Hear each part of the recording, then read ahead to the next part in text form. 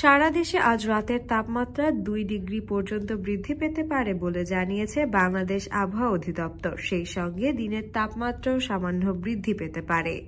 শনিবার বাংলাদেশ আবহাওয়া অধিদপ্তরের আবহাওয়াবিদ মোহাম্মদ শাহিনুল ইসলামের দেওয়া পূর্বাভাসে এ তথ্য জানানো হয়। আবহাওয়া অফিস জানায়, আগামী 24 ঘন্টায় অস্থায়ীভাবে আংশিক মেঘলা আকাশ সহ আবহাওয়ার প্রধানত শুষ্ক থাকতে পারে। তবে সিলেট বিভাগের 2-1 জায়গায় অস্থায়ীভাবে দমকা হাওয়া সহ বৃষ্টি, বজ্রসহ বৃষ্টি হওয়ার সম্ভাবনা রয়েছে। সেই সঙ্গে সারা দেশে দিনের তাপমাত্রা সামান্য বৃদ্ধি পেতে পারে এবং রাতের তাপমাত্রা 1 থেকে 2 ডিগ্রি সেলসিয়াস বৃদ্ধি পেতে পারে।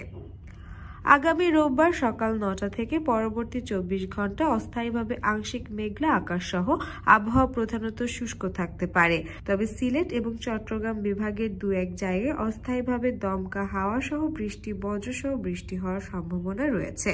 সেই সঙ্গে সারা দেশে দিনের তাপমাত্রা সামান্য বৃদ্ধি পেতে পারে এবং রাতের তাপমাত্রা প্রায় অপরিবর্তিত থাকতে পারে।